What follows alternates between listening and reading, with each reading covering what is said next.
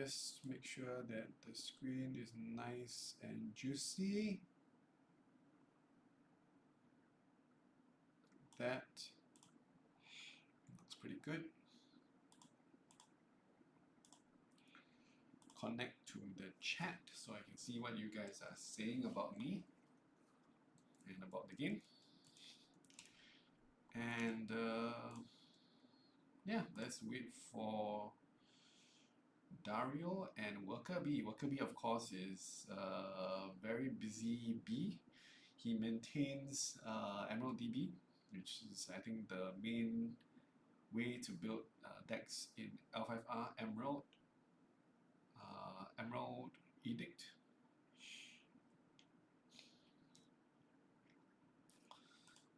Let me just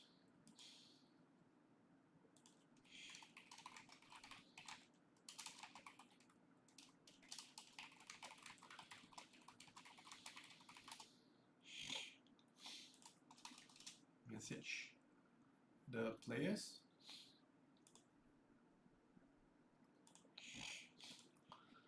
Alright.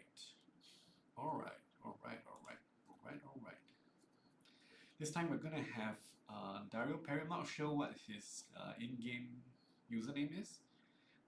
He's gonna be playing Phoenix against Workerbee's Dragon. So, and I believe the strongholds are Isawa Moriseido against IMC, Iron Mountain Castle. So both sides are playing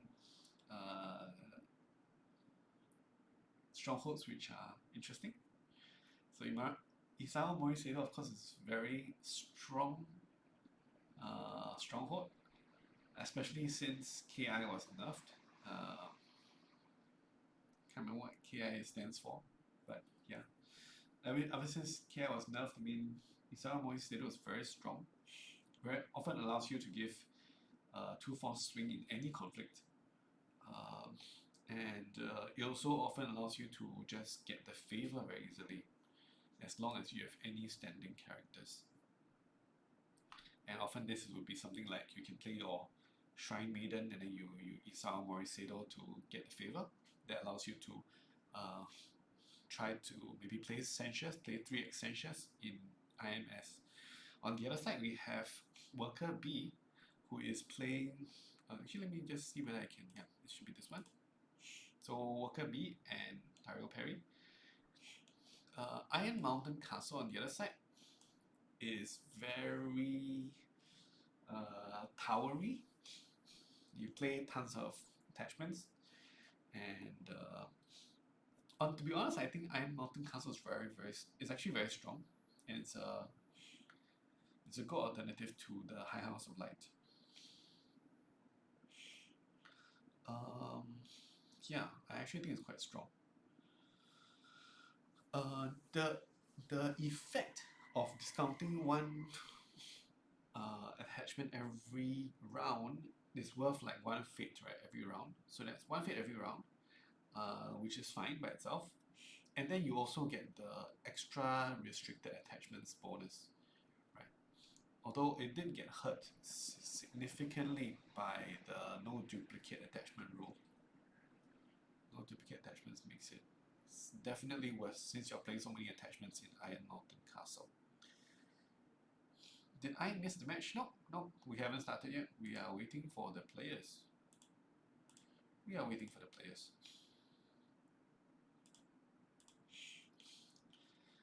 Yep, just waiting for the players. Just talking about the pre-game matchup. We have Workerbee against Dario Perry. Not sure what's his in-game name. Yeah, Keeper of Fire for Dragon gives him access to Restoration of Balance. And on Dario Perry's side, Seeker of Fire in Phoenix gives them access to the Vroom spell. What is that Vroom spell? The one that vrooms away all the attachments. What is it called? Can't remember. Let's check the Emerald Edict.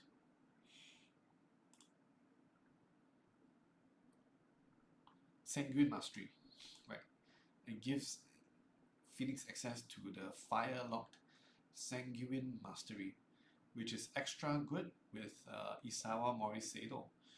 Right, allows you to hit more attachments with Sanguine Mastery. Right. Yes, so that's what it gives them access to. That's probably what I'm going to be expecting that we will see, at least from the Phoenix side. Seeker of Fire, going for Seeker instead of Keeper. Seeker, so in terms of provinces, I'll be expecting things like Meditation, Feast of Famine, I guess. Meditation, Feast of Famine. Something like that, yeah. Alright. Medalliah, oh, okay, so he's Medalliah. Direct parry is Medalliah. So let me change the name of the stream. Okay.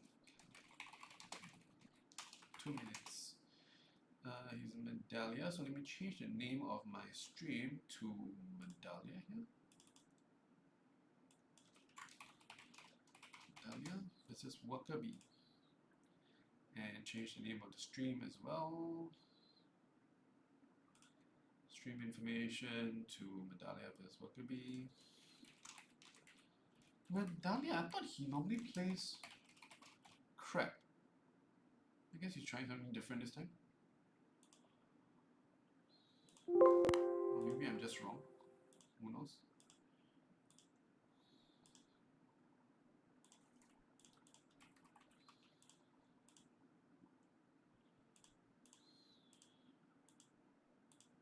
Alright, we are into the game. As a spectator, he normally plays crab, not crap. Not sure about what types of decks he plays, but somehow my mind associates him with playing crab. Yeah. Not 100% sure. Yep. Seeker of Fire. Let's see what other fire provinces are there. Fire provinces, of course. Now I'm on Emerald DB. We can see that there's brush fires, which is reasonable. It's actually of course it's very powerful. It's a powerful effect. Not the most consistent, but it's a powerful effect. There's Honor's Reward, which is okay, but not fantastic. Illustrious Forge. Could be Illustrious Forge to find something like the Fire Blade, Fire Katana. Yeah, could be that. Into the Forbidden City, nope, because it's Keeper only. Yeah, Meditations, yeah. Interesting.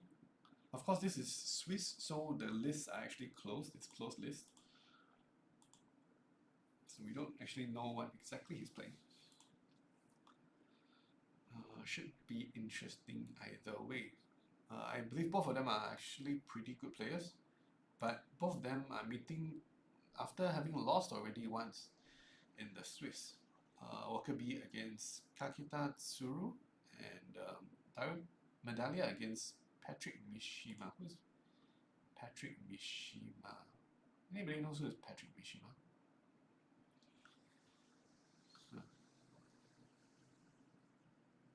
Not too sure. Not too sure.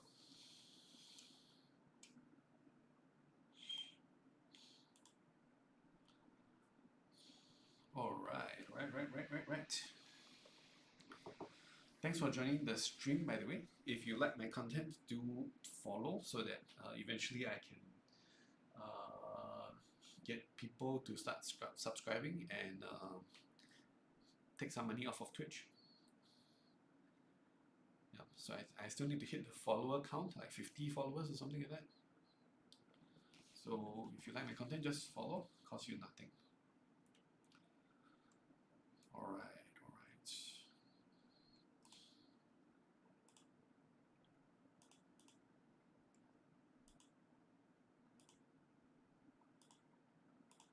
Okay. If enough of us follow, you can quit your day job. No, following doesn't actually give you any money though. I think following doesn't actually, only when you subscribe then you actually get money. When people subscribe to your channel, then you actually get money on Twitch. Yeah. So that's that. So how Twitch works is like if you are like a new streamer, you can't actually get people to subscribe to you until you hit certain like achievements, which includes number of followers, number of days streamed in a month, number of viewers per stream. If you get 900k followers, if you can translate that to dollars.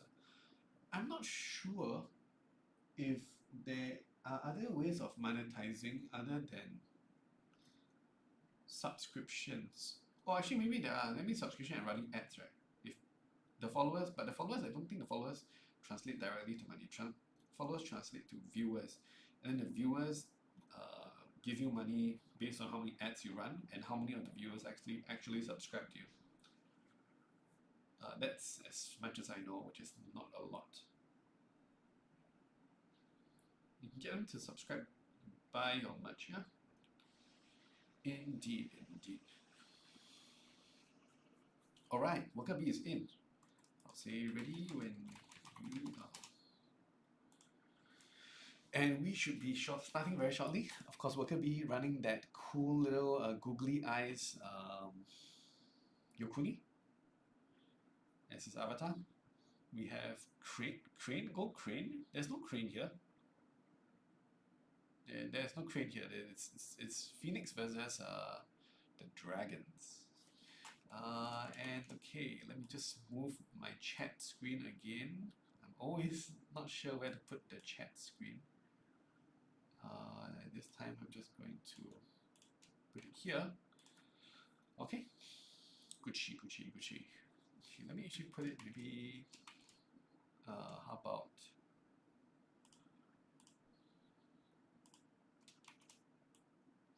here. Okay, on the flops we see Solemn Scholar, Kami of Ancient Wisdom, not super commonly seen, and this is more commonly seen in Prodigy of the Waves. Unit test +2, interesting as well. I would have preferred to play +3 and then pass. Yeah, there's no kill in Dragon, so +3, especially because this you can't really dupe this to prolong her life. You can't dupe Prodigy of the Waves since she's non-unique. Can't really prolong her life, and she's a very strong character because you can often participate in 2 conflicts per turn, just naturally by herself. So I would have liked to have seen 4+3 here. Although maybe he's saving 2 fate for a particular something. Yep, he's gonna pass first. Not gonna play the Solemn Scholar. We'll see later on when Prodigy of the Waves dies of old age whether it was perhaps correct to play 4+3 instead of 4+2. On the other side, we see Niten Adept, also very rarely seen. You bow a participating dude without attachments. But you need to have an attachment yourself. And he's going to have a Finger of Jade. Oh, that's interesting.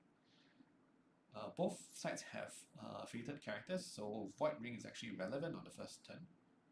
And I think, yeah, he's going to go Void. Yeah, make Void Ring really good.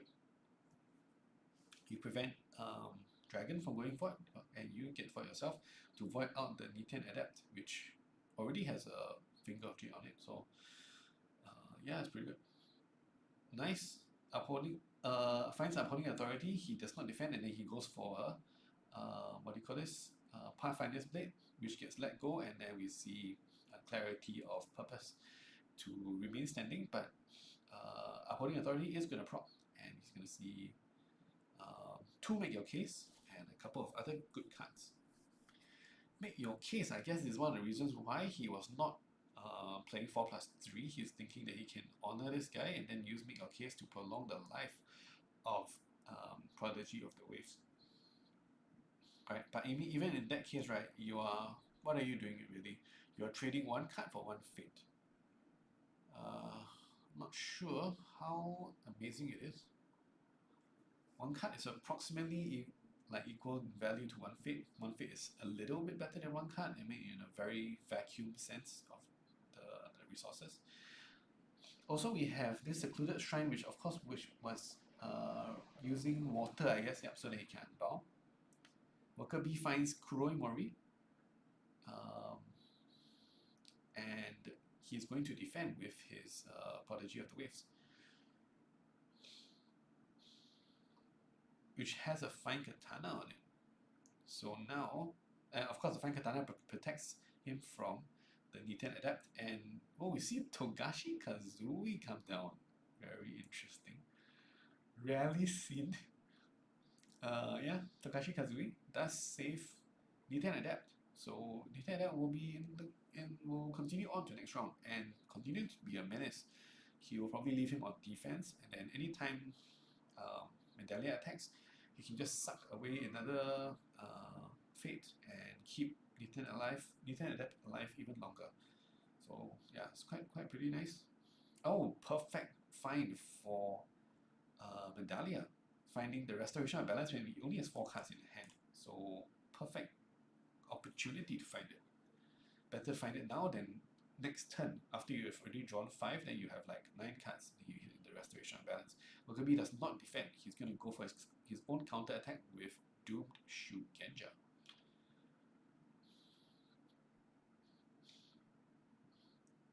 Doomed Shugenja.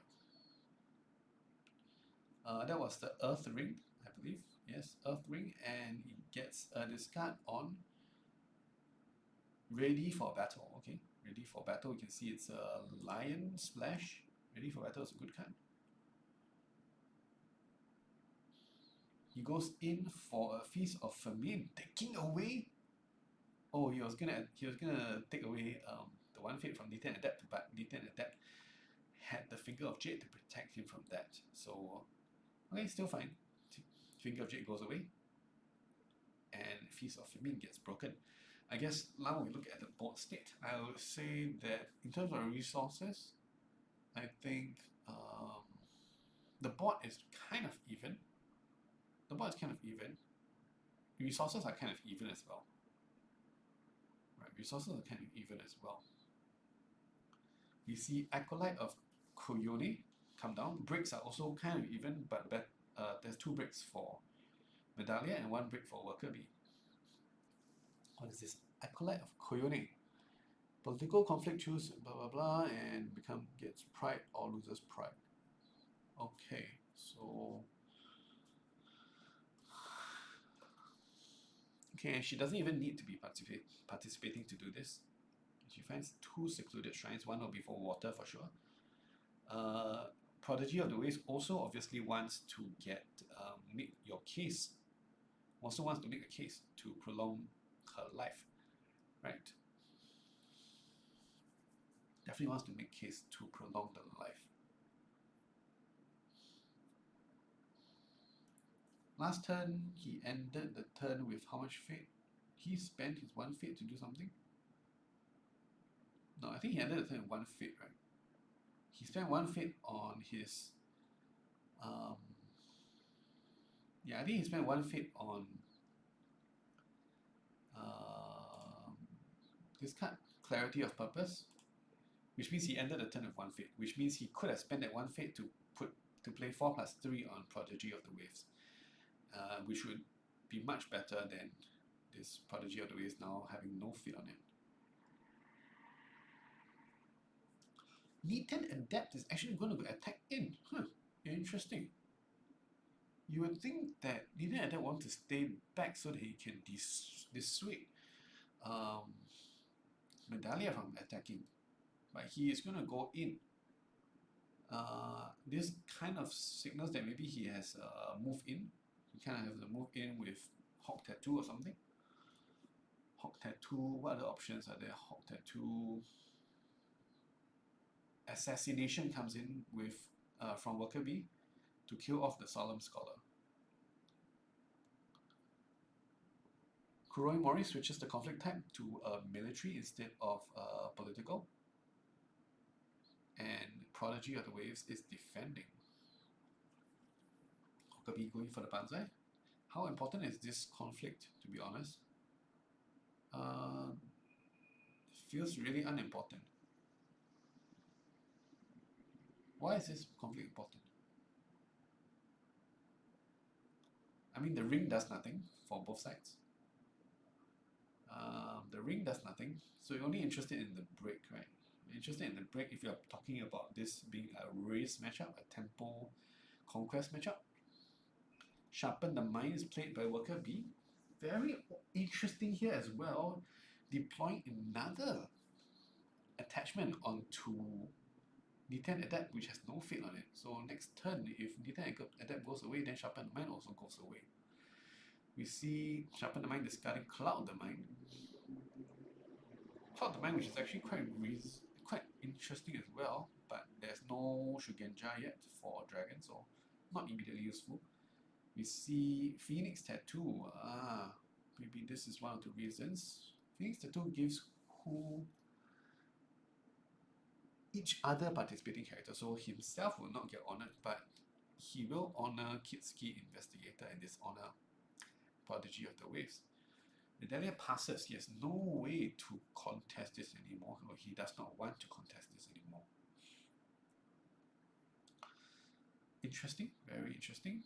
We see Sashimoto also come down. What? Okay, it's going to be very interesting how he's planning to keep D10 Adapt alive after this turn. Right? I mean, definitely he must have a plan to prolong the life of D10 Adapt. I mean, in the Lion Splash, it could be Stand Your Ground, right? It could be Stand Your Ground. No, Stand Your Ground requires him to be honored, so that doesn't work either. So interesting. I wonder how he's planning to keep D10 Adapt alive after spending so many resources on attachments with him. How do I ban this dude?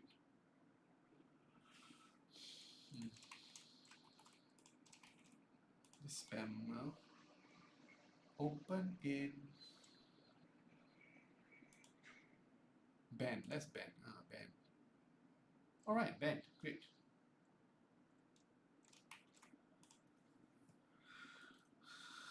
Okay, so now we see a poke in with the Prodigy of the Waves. Wait, how did he honor himself back? Court games, right? He goes on court games for Prodigy of the Waves. And an Ornate Fan, and I believe this is the time we're going to see the Make Your Case. He has two Make Your Case in hand. What did he actually discard last turn with the Upholding Authority? Sorry, I wasn't paying attention there. Upholding Authority was discarding... No, it discarded the two Make Your Case. Then what's he doing here? He's just trying to go for the break, I guess. Try and go for the break. Ornate Fan. Workerbee passes, so he gets the break.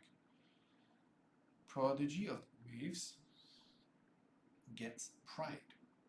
How relevant is this Pride? Interesting. I mean, it's better than nothing, right? Since Acolyte of Koyone only works in political conflict, and this was the last political conflict in this turn. Kuroi Mori has already been procced, yeah, so yeah, I think so. If I'm not wrong, it was already procced this turn, right?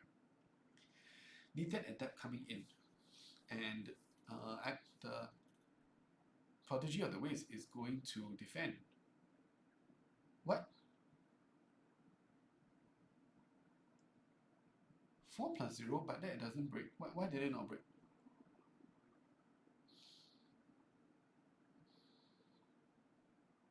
Oh, right, of course, he has 8 skill.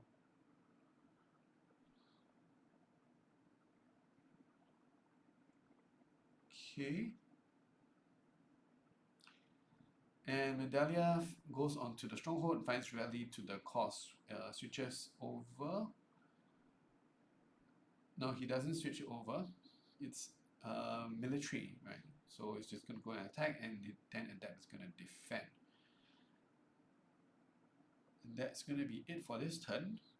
Do we see the save from medalliah? No, no save. Huh. So he invested everything into the Niten Adept, which goes away this turn. And now he has 2 cards left in hand and 0 fate. His board is technically better than medalliah's board, but that feels so bad. It's like going out and buying, like, you got a new apartment, so you buy like tons of furniture, tons of nice furniture, like the top end from IKEA. I mean, it's still IKEA, but it's the top end from IKEA. And then like 1 month later, you feel like, let's just throw this away. Let's just throw this away. I don't really need this anymore. And you just throw all your furniture away that you just bought. Feels bad, man. Okay, we're going to see the Infernal Guard Invoker come down with only +1. Also very interesting play. Why +1 here? Huh. So I guess here +1 he's thinking that he's going to win this turn or next turn. So he's going to go +1. That's, I think, what he's thinking. So you don't need to fade beyond +1 because you don't expect it to go beyond this. But generally, even if I was in his situation, even if I feel like I'm going to win this turn, very often how you can hedge against the possibility that you actually don't win this turn is that you just put some fate on it. So next turn you still have some play, right? But against here, I mean, here he's gonna spend some fate on Cloak of Night. And now this is very, very forceful. GG calls Workerbee. Good game, nice. Very nice tempo play from medalliah. We see a bunch of interesting cards, different cards.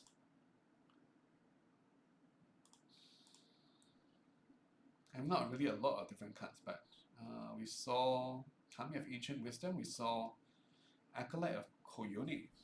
Interesting stuff. Yeah. Okay, that was a fast one. I guess I got some rest at 12 midnight. Okay. It's over. Thanks for joining me again. And if you like my content, just hit the follow button. Costs you absolutely nothing. And that's it. Till next time, we have more L5R content. Bye bye.